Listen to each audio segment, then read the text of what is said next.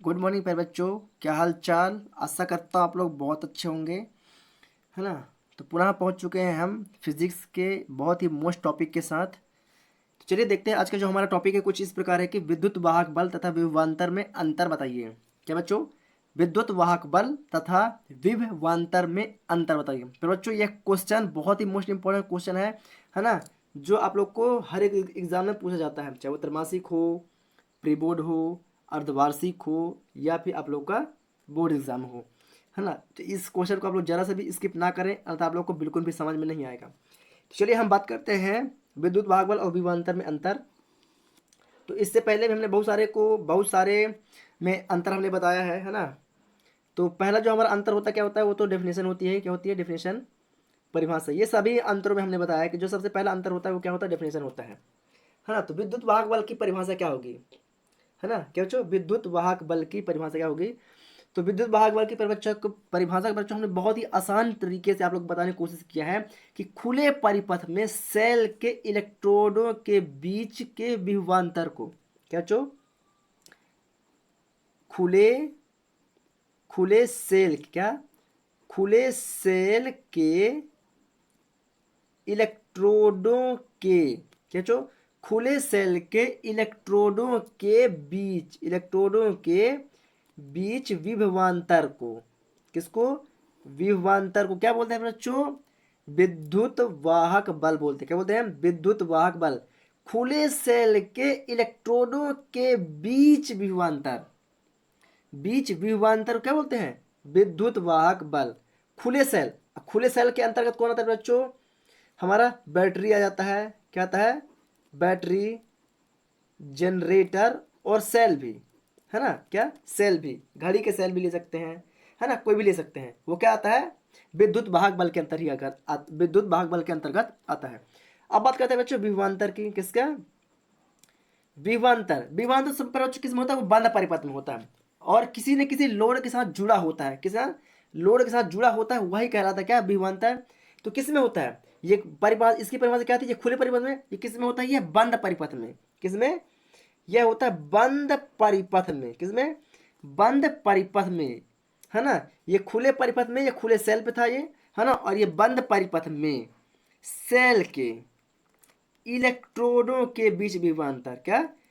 इलेक्ट्रोडों के बीच विभवांतर को क्या बोलते हैं? सेल का विभवांतर बोलते हैं। क्या बोलते हैं? सेल का विभवांतर कहते हैं। क्या बोलते हैं? सेल का विभवांतर कहते हैं। फिर बच्चों ये क्या था? पहला ये खुले परिपथ में था और ये बंद परिपथ में था, है ना। क्या? खुले परिपथ में इलेक्ट्रोडों के बीच विभवांतर को विद्युत वाहक बल कहते हैं और बंद परिपथ के सेल के इलेक्ट्रोडों के बीच के विभवांतर को क्या बोलते हैं? विभवांतर बोलते हैं। विभवांतर हमेशा किसी ना किसी लोड के साथ जुड़ा होता है। लोड मतलब कि जैसे होगा बल्ब, क्या? बल्ब, फैन, है ना। तो उसको बोलते हैं लोड। तो वो किसी न किसी लोड के साथ क्या होता है? जुड़ा हुआ होता है। चलिए अब बात करते हैं इसके दूसरे पॉइंट। क्या बच्चों? इसके बात करें दूसरे पॉइंट का। तो मेरे बच्चों क्या होता है? विद्युत वाहक बल से या विद्युत वाहक बल के सेल से धारा लेने पर विद्युत वाहक बल का मान विभवांतर से अधिक होता है। क्या बच्चों? मान लेते हैं जो विद्युत वाहक बल का जो हमारा क्या है? सेल है। क्या है? सेल से, है ना। अब सेल से क्या कहते हैं? धारा ले लेते हैं। क्या कहते हैं? अगर हम इसके सेल मतलब विद्युत वाहक बल से धारा लेते हैं, क्या लेते हैं? धारा लेते हैं, तब भी हमारे विद्युत वाहक बल का जो मान होता है, क्या? जो विद्युत वाहक बल का मान होता है वह विभवांतर से क्या? वह विभवांतर से क्या होता है? वह विभवांतर से अधिक होता है। क्या होता है? वह विभवांतर से अधिक होता है। मतलब हम विद्युत वाहक बल से धारा भी ले ले, क्या? विद्युत वाहक बल से धारा लेने पर भी इसका जो विद्युत वाहक बल का मान होता है वह विभवांतर से क्या होता है? अधिक होता है। क्या होता है? विभवांतर से अधिक होता है। लेकिन विभवांतर से मतलब इसके पॉइंट में आएंगे, लेकिन विभवांतर के शेष से धारा लेने पर विभवांतर का मान सदैव विद्युत वाहक बल से क्या होता है? कम होता है। क्या होता है? कम होता है। जस्ट इसके अपोजिट, इसका अधिक होता है तो इसका क्या होता है? इसका मान कम होता है। क्या होता है? कम होता है। तो इसका मान क्या बोलेंगे? विभवांतर के सेल से धारा लेने पर विभवांतर का मान, क्या? विभवांतर का मान विद्युत वाहक बल से, विद्युत वाहक बल से क्या होता है, हमेशा कम होता है। क्या है, विद्युत वाहक बल से हमेशा क्या होता है, कम होता है। आशा करता हूं बच्चों आप लोग दूसरा पॉइंट भी बहुत ही प्रॉपर तरीके से समझ चुके हैं। अब इसके बाद करते हैं तीसरे पॉइंट की। तीसरा पॉइंट क्या है बच्चों, कि सेल को आवेशित करने के दौरान विद्युत वाहक का मान विभवांतर से कम होता है ना। कैसे, अब उसकी बात करते हैं। सेल को क्या बच्चों, सेल को आवेशित करने के दौरान, क्या, सेल को आवेशित करने के दौरान कैसे, मतलब कि आवेशित मतलब इसको ये समझ लीजिए कि चार्ज है। क्या, ये समझ लीजिए चार्ज करते वक्त, आवेशित वही तो होता है ना, उसको आवेशित करना, उसे चार्ज करना, है ना। तो सेल को आवेशित करने के दौरान या करते वक्त विद्युत वाहक बल का मान, इसके विद्युत वाहक बल का मान विभवांतर से कम होता है। क्या होता है, विभवांतर से क्या होता है, कम होता है, विभवांतर से कम होता है। फिर बच्चों हम लोग वीडियो के अंत तक बन रहे हैं ना, बहुत ही प्रॉपर तरीके से आप लोग को लिखने को मौका दूंगा, है ना। इसे लिखना नहीं, सिर्फ इसे आपको समझना है अभी प्रेजेंट टाइम पर, है ना। और समझ में आ जाए तो फटाफट आप लोग रिस्क स्टडी यूट्यूब चैनल को सपोर्ट करना ना भूले, है ना। तो चलिए, आशा करता हूं आप लोग इसे समझ गए होंगे कि सेल को आवेशित करने के दौरान विद्युत वाहक बल का जो मान होता है वह क्या होता है, विभवांतर से हमेशा क्या होता है, कम होता है। क्या होता है, कम होता है। लेकिन इसमें ऐसा नहीं होता है, इसके भी जस्ट अपोजिट होता है। इसका पॉइंट, तीसरा पॉइंट क्या होगा, इसके अपोजिट। तो इसका क्या होगा कि सेल को आवेशित करने के दौरान विभवांतर का मान विद्युत वाहक बल से क्या होता है, अधिक होता है। इसका मान क्या होता है, इसका मान अधिक होता है। मतलब कि विभवांतर को आवेशित करने के दौरान, क्या, आवेशित करने के दौरान, क्या, दौरान विद्युत वाहक बल का मान, सॉरी विभवांतर का मान, किसका, आवेशित करने के दौरान विभवांतर का मान, किसका, विभवांतर का मान विद्युत वाहक बल से, विद्युत वाहक बल से क्या होता है, अधिक होता है। क्या होता है बच्चों, विद्युत वाहक बल से अधिक होता है। आशा करता हूं आप लोग तीसरा पॉइंट बहुत ही अच्छे तरीके से समझ चुके हैं, है ना, कि सेल को आवेशित करने के दौरान विभवांतर का मान विद्युत वाहक बल से क्या होता है, अधिक होता है। लेकिन इसमें विद्युत वाहक बल में ऐसा नहीं होता, जस्ट उसके अपोजिट होता है। चलिए अब इसके चौथा पॉइंट में चलते हैं, विद्युत वाहक बल के। यह है विद्युत वाहक बल। क्या होता है, जब सेल से कोई धारा नहीं ली जाती है तो विद्युत वाहक बल का मान विभवांतर के बराबर होता है।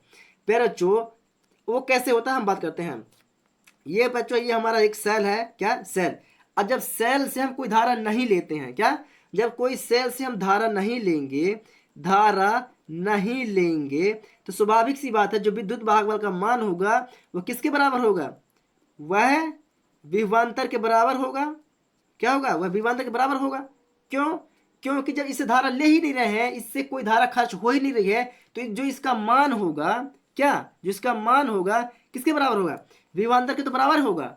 होगा कि नहीं होगा, यस होगा। और जस्ट सेम इसका भी होगा कि जब इसके सेल से भी, क्या, जब इसके सेल से भी कोई धारा ना लेने पर, मतलब कि विभवांतर से, विभवांतर से भी, क्या, विभवांतर से भी कोई धारा ना लेने पर, कोई धारा ना लेने पर विभवांतर, विभवांतर का मान विद्युत वाहक बल, विद्युत वाहक बल के क्या होता है, बराबर होता है। मतलब कि विद्युत वाहक बल और विभवांतर दोनों का धारा सेम सेम, जब हम इससे किसी प्रकार का धारा लेंगे ही नहीं तो इसका मान विभवांतर के बराबर होगा। और जब विभवांतर से भी हम किसी प्रकार का धारा नहीं लेंगे तो इसका मान भी विद्युत वाहक बल के बराबर होगा। जब धारा खर्ची नहीं होगी तो कहाँ से भैया उसका मान, दोनों का मान तो सेम ही होगा ना, क्योंकि जब खर्ची नहीं हो रहा तो क्या, कहाँ जाएगा, कहीं नहीं जाएगा।